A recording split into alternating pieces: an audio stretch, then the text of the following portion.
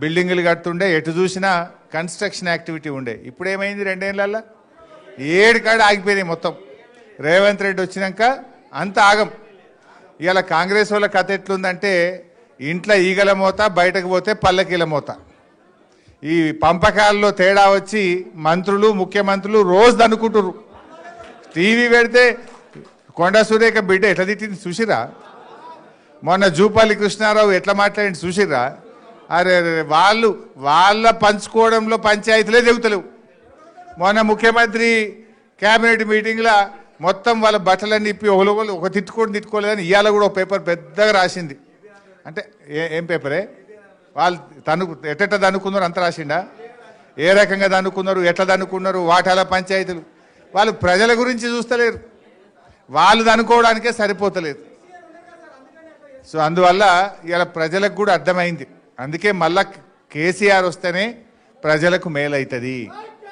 ఇప్పుడు సీనన్న చెప్పిండు, కేసీఆర్ ఉండగా హైదరాబాద్లో 1,00,000 డబుల్ బెడ్రూమ్ ఇండ్లు కట్టించిండు. ఇవాళ రేవంత్ రెడ్డి వచ్చినాక 1,00,000 ఇండ్లు కూలగొట్టిండు. అంతకు మించి కట్టింది అయితే ఒక్కటి లేదు. ఉన్నదా? ఒక్కటన్నా ఉన్నదా? దయచేసి ఆలోచన చేయండి. అంటే ఈ హైడ్రా బగాయించాలి. హైడ్రా బంద్ కావాలంటే కాంగ్రెస్ను ఓడగొట్టాలి. పేదల ఇండ్లు కూలద్దంటే కాంగ్రెస్ను ఓడగొట్టాలి. రేవంత్ రెడ్డి ఏమంటాడు? నేను 1,00,000 ఇండ్లు హైదరాబాద్లో బస్తీలు ఖాళీ చేపించిన, రాత్రి ఆదివారం పూట చూసి కూలగొట్టినా, అయినా నాకే ఓట్లేసి ఇంకిన్ని కూలగొడతా అన్నాడా? రేపు అంటాడా? అనడా? అరే నువ్వు తప్పు చేసినవురా, గరీబోళ్ళ ఇండ్లు కూలగొడుతున్నావు, పెద్దోళ్ళ కూలగొడతలేవు, మా గరీబోళ్ళు ఎంబడబడ్డావు అని బుద్ధి చెప్పాలంటే కాంగ్రెస్ను ఓడగొడితేనే రేవంత్ రెడ్డికి సోయొస్తుంది. ఈ విషయాన్ని మీరు ఆలోచన చేయండి. ఇలా మా అక్కజనులలో చాలా మంది వచ్చిండ్రు. ఏమన్నాడు ఎలక్షన్ ముంగట? ఒక కార్డు వంచిర్రు, మేం గెలిస్తే మహాలక్ష్మి నెలకు 2,500 ఇస్తా అన్నాడు. పడ్డదా ఎవరికన్నా చెల్లకు? వచ్చినాయా 2,500? ముసలోళ్ళు ఉన్నారు ఇలా. పింఛన్ 4,000 ఇస్తా అన్నాడు. వచ్చిందా ఎవరికన్నా? అదే మన కేసీఆర్ గారు ఉండగా 200 పెన్షన్ 2,000 చేస్తా అంటే బరాబర్ చేసిండా లేదా? చేసిండా లేదా? మరి రేవంత్ రెడ్డి ఏమో 2 ఏళ్ళ మాట తప్పిండా? మరి రేపు ఏమంటాడు?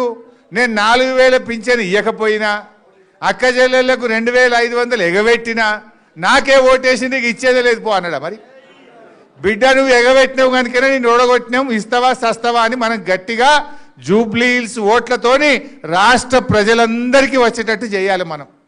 మీరు గట్టిగా ఇక్కడ రేవంత్ రెడ్డి గూబ గుయ్యమనిపిస్తే అందరికీ మహాలక్ష్మి వస్తుంది. రేవంత్ రెడ్డి 2 చెంపలు మీరు వాయిస్తే రాష్ట్రంలో అవ్వాతాతలకు అందరికీ 4,000 పింఛన్ వస్తుంది. మీ చేతుల్లో ఉన్నది. రేవంత్ రెడ్డి ఏం నమ్ముకున్నాడు? డబ్బు మూటల్ని నమ్ముకున్నాడు, గుండాగాళ్ళని నమ్ముకున్నాడు, పోలీసు వాళ్ళని నమ్ముకున్నాడు. మరి పోలీసు వాళ్ళు చెప్తే ఓట్లు పడతాయా? పైసలు ఇస్తే ఓట్లు పడతాయా? అందువల్ల దయచేసి వాటన్నిటిని తిప్పికొట్టండి.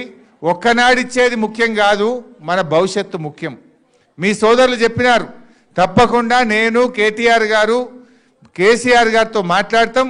ఒడ్డెరలకు రేపు స్థానిక సంస్థల్లో కానీ, రేపు మున్సిపల్ ఎన్నికల్లో కానీ, రాజకీయంగా కానీ, సామాజికంగా కానీ, ఆర్థికంగా పైకి రావడానికి మేము సంపూర్ణమైన బాధ్యత తీసుకొని అన్ని రకాలుగా సహకరిస్తాం.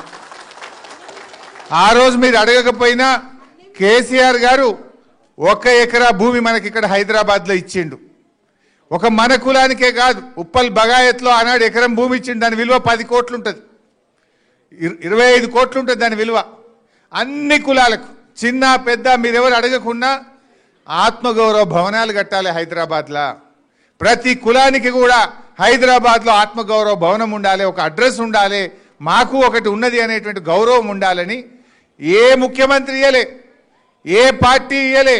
కేసీఆర్ గారు బీఆర్ఎస్ పార్టీ అన్ని కులాలకు హైదరాబాద్లో మంచి స్థలాలు కేటాయించింది, డబ్బులు కూడా ఇచ్చింది. మరి రేవంత్ రెడ్డి వచ్చి 2 ఏళ్ళ ఒక్క ఇటుక పెట్టిండు ఆయన? ఒక్క భవనం కట్టిండా? నేను మొన్న ఆయనకు పేరు పెట్టినా, కటింగ్ మాస్టర్. సీఎం అంటే ఈయన చీఫ్ మినిస్టర్ కాదు, కటింగ్ మాస్టర్ అని పేరు పెట్టినా. ఎందుకు ఈ మాట మీకు గుర్తు చేస్తున్నా అంటే, ఈయన ఎక్కడ ఒక కొత్త బిల్డింగ్ కట్టింది లేదు, ఓ కొత్త స్కీమ్ పెట్టింది లేదు. ఉన్న కేసీఆర్ టైంలో కట్టిన బిల్డింగ్లకు పోయి రిబ్బన్ కత్తిరించుడు, కేసీఆర్ గారు పెట్టిన మంచి పథకాలకు కత్తెర పెట్టుడు. ఇప్పుడు మీ కోడలో మీ బిడ్డనో కొండాపూర్ దవాఖానలో కాన్పుకు పోతే కేసీఆర్ కిట్ ఇచ్చి అన్నం పెట్టి ఆటో కిరాయి లేకుండా తల్లిని బిడ్డను ఇంటికాడ దించిందా లేదా ఆ రోజు?